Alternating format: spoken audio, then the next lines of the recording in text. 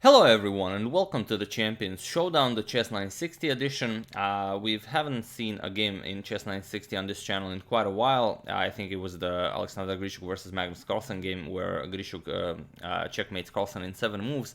But other than that, I don't think we've shown any other games. And it was even before I think chess.com had an option on their interface to even show Chess 960 games. For example, I don't think castling was allowed, and or maybe I just didn't know how to use it, I don't know. But here it seems to be now a fully functional interface, and a lot of you said that you would like to see a few of those games. So here we have Fabiano Caruana versus Garry Kasparov, very exciting matchup now. Probably it wouldn't really make sense for Kasparov to have a clash with either any of the top 10 players nowadays in real chess, as I don't think he's been brushing up on his chess theory lately. But in Chess 960 there is no theory. Well, there could be, but there are 960 starting positions, so I don't think it's possible to memorize all the openings from every possible position. But you know, if it is possible for someone, then that's a different case. And here they're using this logo. There you see the Chess 9LX. LX seems to be for Roman numerals, L being 50 and X being 10, so that's Chess 960. I don't know how I feel about it. It looks a bit weird, but I don't know, maybe it will grow on me. So this is game 2. In game 1, Caruana, Kasparov had a better position, but in the end the game ended in a draw. Kasparov didn't find the absolute best continuation, which is hard, of course, in a rapid game. But here, definitely the most interesting game of their match. This is game 2, and if you enjoyed it, maybe we can show some more. So without further ado, Fabiano with the white pieces opens with knight to b3. Sorry about that. We have d5 by Kasparov, grabbing the center, with e4 by Caruana, and d4. Kasparov advances the pawn even further. With f4, and now e5 by Kasparov, with f captures on e5 and the queen captures on e5. And here, early centralization of the queen is not a problem, as you don't have knight f3 like you would have in normal chess to kick away the queen, so here it's perfectly fine. And we will not be having any, and it is as of this move that we have a completely new game, as every game here is a completely new game. That's one of the reasons people enjoy Chess 960 so much, as everything is a new game, and you can like Levon Arian always says, you can start being creative starting from move 1. Or maybe there is some sort of a chess database regarding Chess 960 games, but even though I found some online, I don't know how complete they are, or should I even use them. So for now, we're not going to be using any. Knight to g3 by Caruana, and now f6 by Kasparov. In Chess 960, it's almost always okay to play f6. With d3, and now c5 by Kasparov. And it's very interesting, even though the positions are perfectly symmetrical, like in regular chess, it's already Kasparov who's on the attack with the black pieces. We have c3, and here knight to c7. We have king to c2. Caruana prepares rook to b1, and then he wants to tuck the king to b1. Not sure why this is so, as he could just castle if this is what he wanted. I'm sure he has his reasons. With rook to d7, Kasparov now makes room for the other rook to come here. Probably why Caruana decided for artificial castling before. It doesn't make much sense to play something like rook d2 to prepare castling, because in Chess 960 you don't castle by moving the king. You actually castle by just shifting your rook over here like this. And in regular chess, the castling is considered to be a king's move, so I don't know if that's the case in Chess 960. Probably it is, as even in the interface you have to move your king in order to castle, even though the king stays on the exact same place.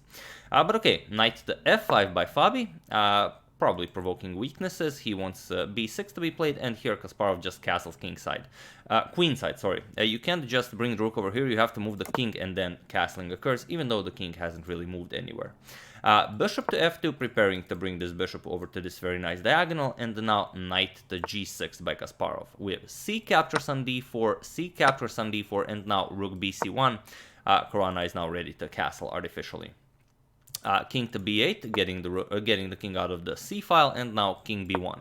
And here, as there is a lot of pressure against this d4 pawn, Kasparov eliminates one of the attackers. Bishop captures on b3, a captures, and now queen b5. Kasparov now goes after the b3 pawn, and already he crippled Caruana's queen side quite a bit. So Caruana, instead of defending, starts attacking. Rook c4, he goes after the d4 pawn instead. Kasparov defends it one more time with knight to e6, and now b4, since the rook and the queen are now guarding the b4 pawn, which Kasparov wanted to capture. Knight to e5, trying to get rid of the rook from c4, but now bishop to g3, just pinning the knight, not allowing knight captures rook. With g6, pushing away Caruana's strong knight from f5, with knight to h4, and now bishop to d6. Unpinning, now knight captures rook is a threat. So Caruana has to give up his dark square bishop here. Bishop captures on e5 with f captures on e5, and now knight back to f3. And here it's a very good position for you to pause the video, because it's chess 960, every position is a new position. Kasparov has a very promising position here. You're welcome to study it. Pause the video here, and what would you play here? I will give you a couple of seconds to pause the video if you would like so. So for those of you who have paused the video and found knight to c7, you are an exceptional player, as Kasparov played rook to c7 here. Knight to c7 is a bit more precise, as after knight to a6 and knight captures on b4, there is very little white can do here. For example, if you play rook dc1, you have to prepare bishop e2 to d1 to guard the a4 square. Knight to a6, bishop to e2, now you can capture on b4, knight captures on b4, and now bishop to d1. Very important, not allowing ideas like queen here to mate, or even if queen to a5, you can always block mate with bishop to b3 guarding the a2 square. So bishop d1, very important, but now you play a5, you start pushing, and it will be extremely difficult to defend this. But okay, Kasparov played a different line. We have rook to c7, and now comes g3 by Caruana, taking away the f4 square from Kasparov's knight. And now Kasparov, as he can no longer push with the rooks along the c file, he decides to take it to the f file, as now the knight on f3 is unguarded, so he doesn't loses any time. Rook to f8, attacking the knight, bishop to e2 defending, and now rook c to f7 with the threat of just rook captures on f3. And here rook dc1. Caruana now prevents capture with a tactic, because if captures, you're getting mated. Rook to c8 is mate. So Kasparov takes this opportunity and plays a5, and this is just wonderful. Now Kasparov is attacking on both sides of the board. b4 is hanging, knight on f3 is hanging. There is no mate after that trade, because he also now freed the a7 square for his king. It's a very difficult position for Caruana to play. With queen to d1, now the queen guards the knight on f3, but now Kasparov just takes the b4 pawn. Bishop captures on b4, and queen to b3, pinning the bishop, also helping out with the defense here. But now just rook captures on f3. It doesn't lose a piece, because, well, tactics still allow Caruana to defend. We have bishop captures and the rook captures, but now rook to c8 check. King to a7, and now picking up the knight on e6 with queen captures on e6.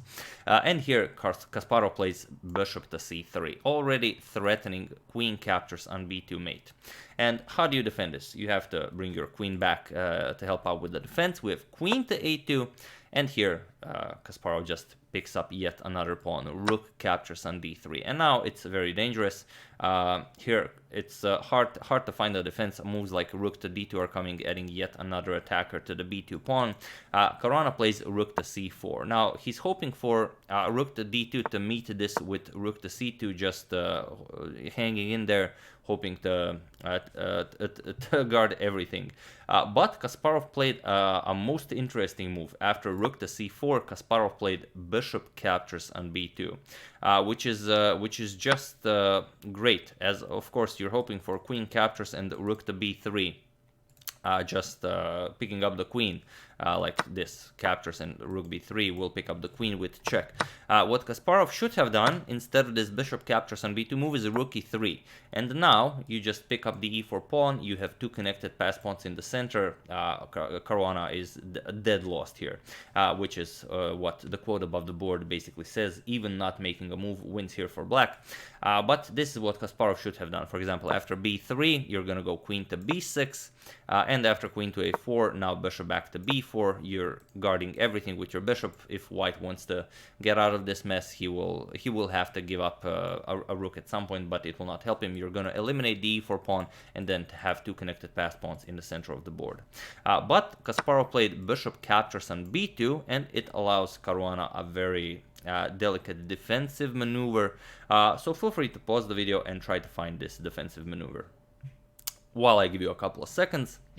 So for those of you who were able to do it, congratulations, you are an excellent defender of really hard to defend positions. And for those of you who just want to enjoy the show, obviously if you've found queen captures on b2, you haven't been paying attention very well, but if you found rook to c5, then you are really a remarkable defender, as now you have problems. There are no good discoveries. Any discovery will be met with the simple rook captures queen, which comes with check. And if you move the queen, well, you lose the a5 pawn with check, but Kasparov has no options here. Queen b4 was played. Rook captures on a5 with check. Now you can't go to b8 because rook a8 is just mate. This rook controls the entire c file. So Kasparov played king to b6, but now rook to a4. And here's the problem. If you play queen b5, queen to e6 check just wins the queen. The rook controls the a file, this rook controls the c file. You have to block with the queen, and then it's just rook captures and black falls apart. So Kasparov played queen to b3, but don't forget you just sacrificed the bishop, so you can't really trade queens, but there are no other moves. So Caruana played queen captures on b2, and it was in this position that Garry Kasparov resigned the game. So really an exciting game. Of course, now there's nothing to do. After captures, Kasparov is just down a whole rook. That's it's an unplayable position, but it's very, very interesting, and it's very interesting how Kasparov can hold his own against Caruana up until he blunders. For example, like in game 1, he had a better position, but ended in a draw, and here he had a completely winning position with the black pieces, and then he just played this bishop captures on b2, wanted to finish the game in style, when in fact he had to slow down, go after the pawn, create two connected pass pawns, and so on. But yeah, this is game 2, really exciting. It's been, like I said, it's been a long time since we've covered a Chess 960 game, so I do hope you enjoyed it. And if you would enjoy more games from the Kasparov-Caruana match, where we're gonna talk a bit more about the standings, or from the other matches as well, do share your thoughts in the comment section. So that's the game. I do hope you enjoyed it. I would like to thank Jeff Graves, William Carney, Dan O'Hanlon, Parker Grand Prix, and Michael Yellowpiece for a contribution to my channel. Thank you a lot. I really appreciate it. As usual, you can check 2 of my previous videos here. Thank you all for watching, and I will see you soon, continuing the Capablanca saga, maybe checking off a few more games from this championship showdown, or as they call it, the Chess 9LX showdown. And yeah, that's pretty much it. Thank you all. I will see you soon, and have an excellent rest of your day.